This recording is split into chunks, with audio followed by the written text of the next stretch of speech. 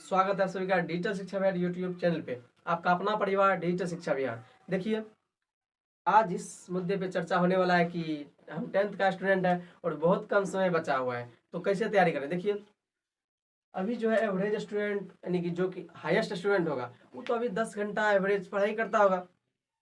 तो मेरे मन में भी सवाल आता है, यानी आपके मन में भी सवाल आता होगा कि हम भी काश 10 घंटा पढ़ेंगे, लेकिन आप पढ़ नहीं पाते हैं। क्या होता है, पढ़ नहीं पाते हैं। तो देखिए, इसके लिए हम बताना चाहेंगे, अगर आप यानी कि मिनिमम नॉर्मल स्टूडेंट है तो 10 घंटा नहीं पढ़ना है। इससे आपको कोई फायदा होने वाला नहीं है। मैथ पे जोर दीजिए। अगर मैथ आपका अच्छा है तो उम्मीद करेंगे सभी विषय अच्छा होगा, या तो थोड़ा मोड़ा दिक्कत होता होगा। और यदि आपका मैथ थोड़ा सा वीक है, सभी विषय में थोड़ा सा डिफिकल्ट लगता होगा हिंदी को छोड़ के, क्योंकि हिंदी एक ऐसा विषय है कि जिसमें कि मज़ा आता है पढ़ने में, और मैथ भी मज़ा आता है। जिसको मैथ समझ में आएगा उसको इंटरेस्ट मैथ में ही रहेगा। देखिए, अगर आप नॉर्मल स्टूडेंट हैं तो आप ज़्यादा पढ़ने का प्रयास मत कीजिए। क्या पढ़ना है उस पर फोकस कीजिए। अगर आप थोड़ा सा ब्रेक लेके पढ़ते हैं तो उम्मीद करेंगे वो ज़्यादा देर तक आपको याद रहेगा। अगर आप वैसे ही हाईएस्ट स्टूडेंट की तरह 10 घंटा पढ़ें, केवल पढ़ने से नहीं होता, उसको याद भी रखना पड़ता है। अगर आप 4 घंटा ही पढ़े हैं, कोशिश कीजिए कि उसमें आपको कितना याद हो चुका है और कितना याद रह सकता है। जो याद नहीं हुआ है उसको फिर से देखने का प्रयास कीजिए। ऐसे में आपका कॉन्सेप्ट सही रहेगा, नहीं क्लियर रहेगा, जितना भी उसमें सवाल रहेगा, जिससे कि आप एग्जाम में जाके लिख सकते हैं। अगर ऐसा करते हैं सिर्फ उसको देख रहे हैं, अरे वो तो 10 घंटा पढ़ रहा है हम भी पढ़ेंगे, ऐसा नहीं हो सकता है। वो पढ़ सकता है क्योंकि वो पढ़ा है।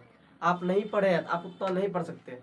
जितना हो सकता है उतना ही पढ़िए। नींद अच्छे से लीजिए, 7 घंटा के करीब नींद लेना बहुत जरूरी। ऐसा नहीं कि अब एग्जाम तो कम दिन बचा है हम 4 घंटा सोएंगे। देखिए, जब तक कि नींद, शरीर को नींद का पूर्ति नहीं होगा तब तक आपको हिसाब या कुछ भी चीज़ समझ में नहीं आएगा।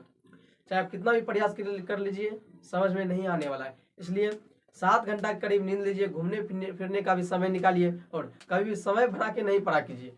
मन हो रहा है तो पढ़ना है, अगर मन पूरा बोरिंग हो रहा है तो छोड़ दीजिए, कुछ समय के लिए घूम लीजिए, उसके बाद फिर पढ़ना है, लेकिन पढ़ना है।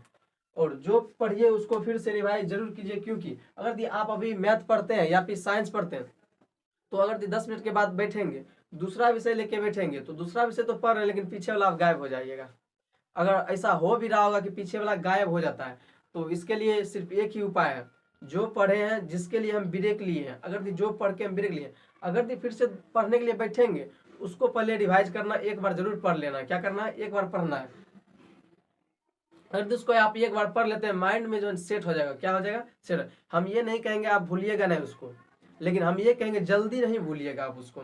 उसके बाद ही दूसरा विषय खोलना है। दूसरे विषय खोले तो उसके बाद फिर ब्रेक लीजिए। यानी कि 1 घंटा में 45 मिनट ही पढ़ना है। 15 मिनट का एक अच्छा खासा ब्रेक लेना बहुत जरूरी है, क्योंकि अगर आप ब्रेक नहीं लेते हैं तो आप पढ़ तो सकते हैं लेकिन याद नहीं कर सकते, कोई भी चीज़ याद नहीं रख सकता आपको। इसलिए अगर आप सभी भी 10th का स्टूडेंट हैं तो मेरे बात को जरूर फॉलो कीजिएगा और अच्छा से अच्छा नंबर लाइएगा। ज़्यादा देर पढ़ने से कुछ नहीं होता है, हार्ड वर्क करने से कुछ नहीं होता है, स्मार्ट वर्क करना बहुत जरूरी है। इसलिए अभी समय नहीं है हार्ड वर्क करने का। हम खूब पढ़ रहे हैं, खूब कुछ कर रहे हैं। लिखने का और प्रयास कीजिए कि कितना लिख सकते हैं, और कुछ से कुछ राइटिंग नहीं लिखना। राइटिंग लिखने का समय नहीं है। क्वेश्चन जो आप याद किए उस क्वेश्चन को लिखिए, उसी क्वेश्चन को बना बना के लिखिए। हाँ, क्या उस समय पढ़े थे, क्या पढ़े थे, उसी को लिखते लिखते लिखते उससे भी प्रैक्टिस बनता है। और लिखने के समय आपको अगर माइंड में नहीं रहेगा, लिखते अपने हाथ चल जाएगा क्या लिखना है भाई। तो धन्यवाद, इतना ही कहने के लिए आए थे। और